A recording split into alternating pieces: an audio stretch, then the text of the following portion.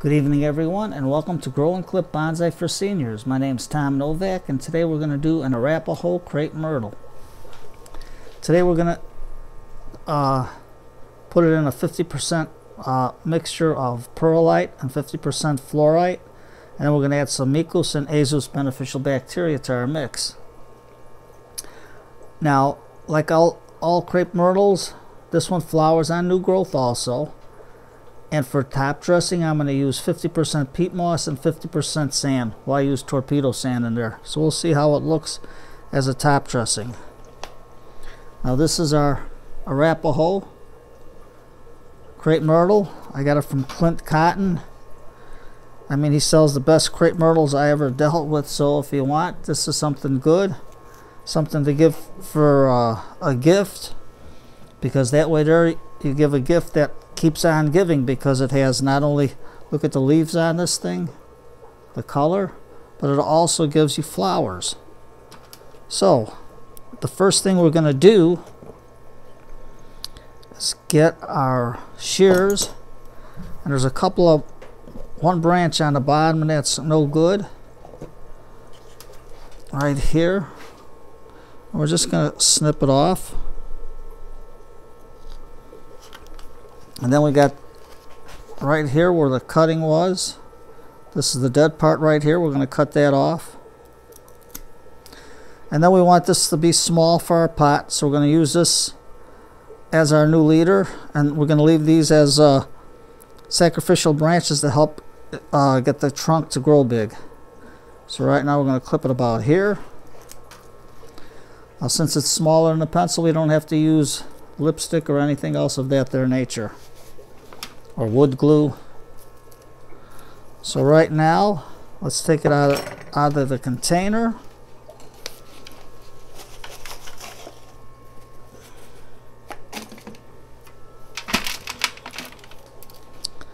Let's take my back scratcher as a root rake. Let's rake out the roots real good. This is a nice loose potting soil. He's got a sandy soil mixture in this one. Got some nice roots here. So let's take and dump the soil out into our bucket. Take our root ball, rinse it real good in the water. I let my water sit before I do it so it gets to room temperature.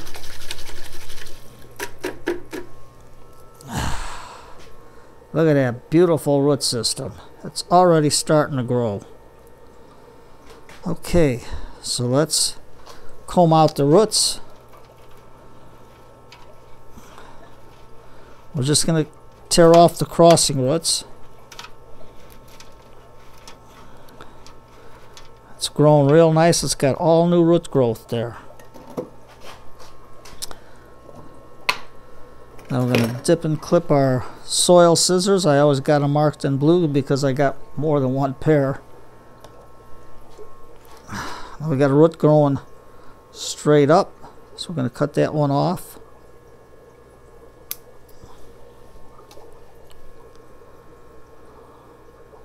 This one's in a little tangly motion, so we're going to take that one off, but we still got a nice healthy root right next to it.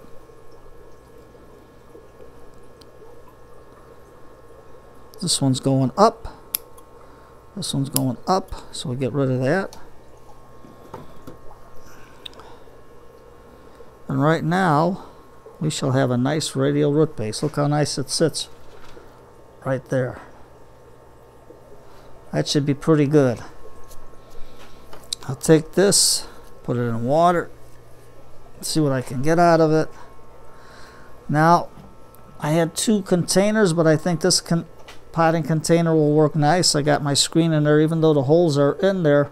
I got the screen in there to prevent any fallout. And this will fit in nice, but right now we got a lot of roots that are up in the air, like this one's growing straight up.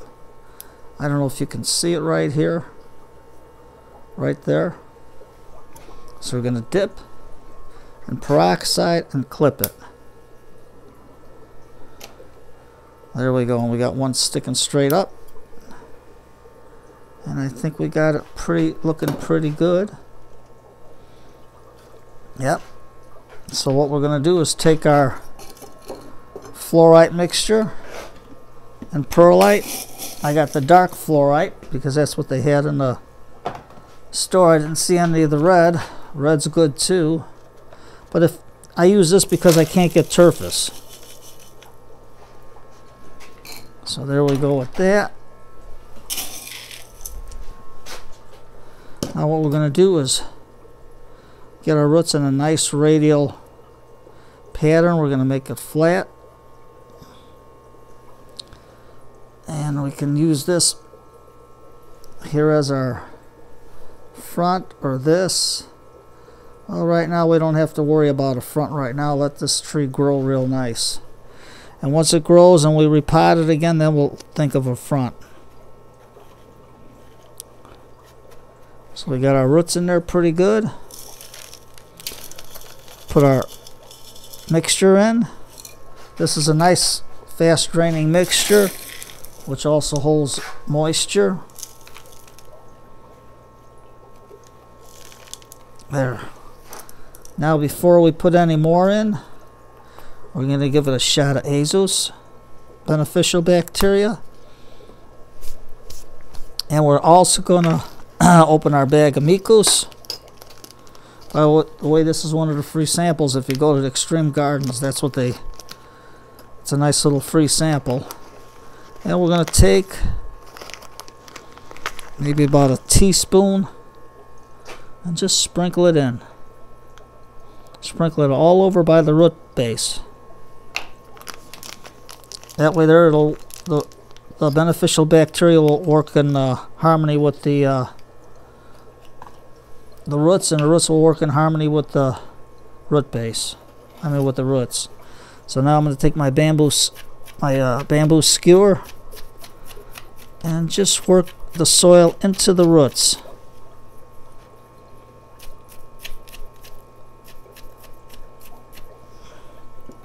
Now I have one root sticking straight up.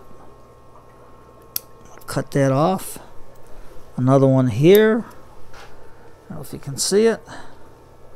And the rest look pretty good. And we're just going to add our mixture in.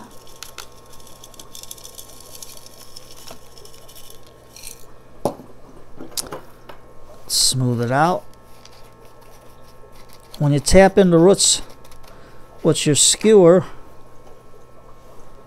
the soil into the roots, your tree gets stronger into the pot because you're filling up all the air voids that are between the roots and the potting mix that you're using.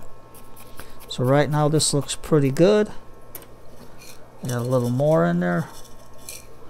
Now before we do anything else, I'm going to take our spray bottle and give it a good drink of water. Get all that beneficial bacteria in with the root system.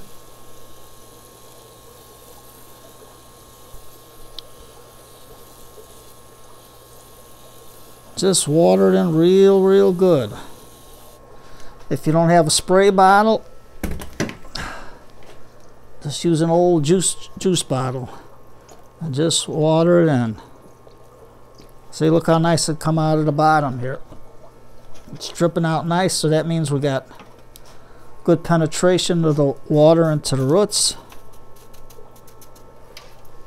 Now I can take and put a little more into the soil. If you ain't got a fancy spoon, just use a measuring spoon. Add it in.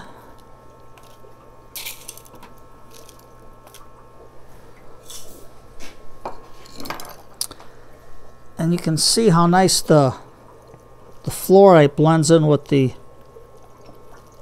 perlite.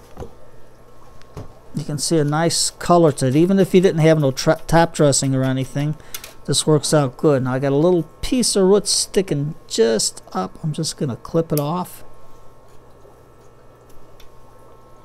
Take it out, dump it. Now, get my napkin. Clean the pot.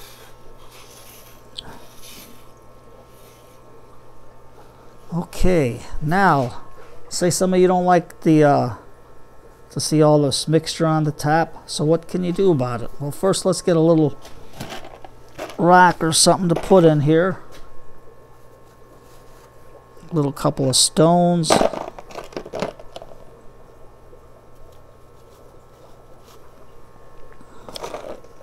Different pieces of slate.